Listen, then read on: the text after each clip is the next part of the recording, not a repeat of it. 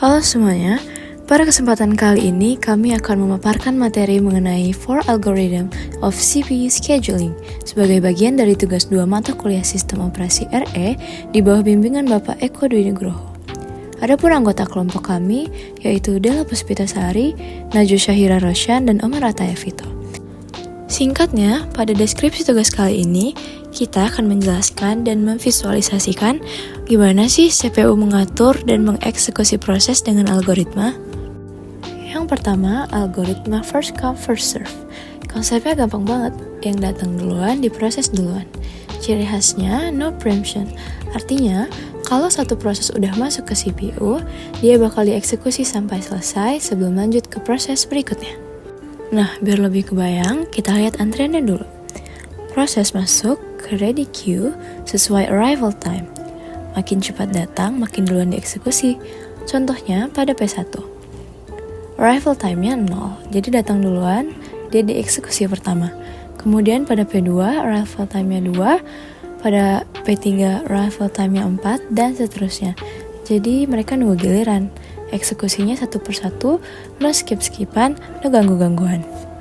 Lanjut, sekarang kita lihat eksekusinya pakai Gantt chart. Gantt chart ini semacam timeline yang nunjukin kapan tiap proses mulai dan selesai. Contohnya, P1 mulainya dari 0 ms, selesai di 10 ms. P2 mulai di 10 ms, selesainya di 15 ms, dan seterusnya. Kesimpulannya, proses yang datang duluan tetap dapat prioritas.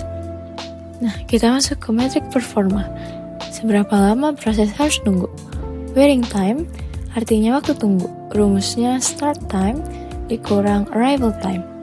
Kemudian turnaround time, total waktu yang dibutuhin dari mulai datang sampai selesai. Rumusnya completion time dikurang arrival time. Contohnya, pada P1, waiting time-nya 0, turnaround time-nya 10. Pada P2, waiting time-nya 8, turnaround time-nya 13, dan seterusnya.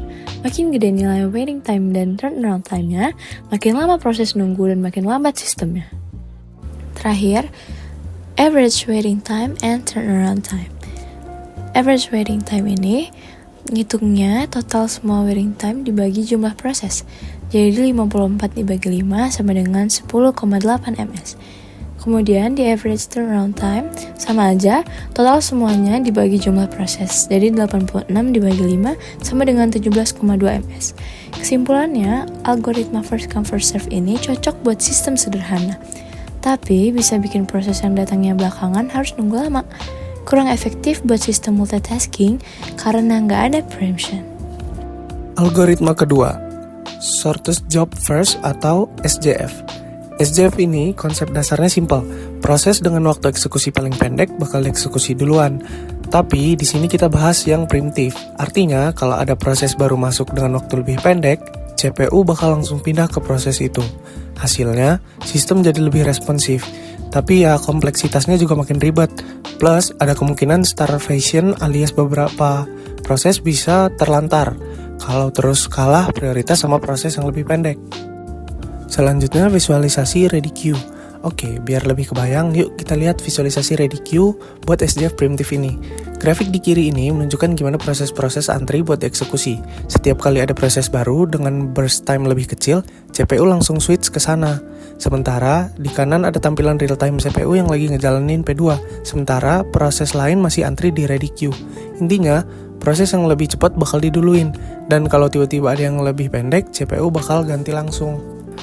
Nah, ini Gantt chart buat SJF primitif. Kalau diperhatiin, urutan prosesnya nggak berurutan sesuai arrival time, karena CPU bakal selalu ngejalanin proses dengan burst time paling kecil dulu. Makanya di sini kelihatan banyak switching antar proses, karena CPU terus ngecek apakah ada proses lain yang lebih pendek. SJF ini emang bikin waktu eksekusi total lebih cepat, tapi ya konsekuensinya bisa lebih banyak konteks switching.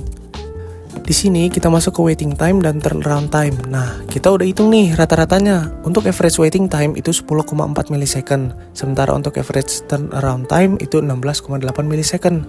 SJF emang terkenal efisien buat ngurangin waktu tunggu rata-rata, tapi kekurangannya proses dengan burst time panjang bisa jadi korban starvation alias ditunda terus. Jadi kalau diimplementasiin, biasanya dikombinasikan sama metode lain biar lebih fair. Oke, kali ini kita masuk ke algoritma berikutnya, yaitu round robin. Algoritma ini tuh cocok banget buat sistem time sharing karena berbasis primitif, alias tiap proses dikasih jatah waktu eksekusi yang disebut time quantum. Nah, kalau proses belum selesai dalam jangka waktu itu, dia bakal masuk lagi ke antrian ready queue dan nunggu giliran berikutnya. Intinya, kayak sistem antrian di bank, setiap orang dapat giliran beberapa menit buat dilayani. Kalau belum selesai, ya harus balik antri lagi. Berikutnya, kita masuk ke visualisasi ready queue-nya. Di slide ini ada visualisasi antrian dari proses-proses yang lagi antri buat dieksekusi CPU. Lihat deh grafiknya, sumbu X itu waktu milisecond. Makin ke kanan, makin lama eksekusinya. Sumbu Y itu nunjukin proses yang masuk ke sistem, misalnya P1, P2, P3, dan seterusnya. Garis oranye itu CPU lagi jalanin proses, tiap titiknya nunjukin proses yang lagi dieksekusi. Garis biru putus-putus itu nunjukin proses yang lagi nunggu giliran di ready. Sekarang kita lihat Gantt chart buat round robin dengan kuantum 3 milisecond. Gantt chart ini kayak timeline yang nunjukin kapan suatu proses dieksekusi. Tiap warna itu nunjukin proses yang lagi running. Misalnya P1 mulai di 0 milisecond sampai 3 milisecond. Terus P2, P3, dan seterusnya. Sampai semua proses selesai dieksekusi. Round robin bikin setiap proses dapat kesempatan yang adil buat dieksekusi. Jadi nggak ada yang ketahan terlalu lama di antrian. Oke, sekarang kita bahas performanya nih. Ada 2 matriks penting. Dari tabel kita bisa lihat nilai rata-rata. Average waiting time itu 10,4 milisecond dan average turnaround time itu ada di 16,8 milisecond. Meskipun round robin itu adil, tapi kelemahannya adalah bisa bikin waktu tunggu lebih lama dibanding algoritma lain kalau kuantumnya nggak dipilih dengan tepat. Kalau kuantum terlalu kecil, bakal sering context switching atau ganti proses, yang bikin CPU makin sibuk. Kalau terlalu besar, malah mirip FCFS dan nggak adil lagi. Oke guys, kita di sini bakal lanjut bahas tentang algoritma CPU scheduling yang keempat, yaitu priority scheduling. Nah, di algoritma ini, proses yang punya prioritas lebih tinggi itu bakal jalan duluan. Nah, semakin kecil angka prioritasnya, maka semakin cepat ia dieksekusi. Tetapi ini hanya berlaku untuk di versi primitif ya teman-teman, yang artinya kalau ada proses baru yang lebih penting, maka CPU bakal langsung ganti ke tugas ke proses itu. Lanjut ke visualisasi ready queue, pada garis biru itu menunjukkan daftar proses yang masih nunggu untuk dieksekusi, sedangkan garis orange itu adalah proses yang sedang dikerjakan oleh CPU. Kalau ada preemption alias gangguan dari proses dengan prioritas lebih tinggi, maka CPU sendiri akan langsung ganti tugas.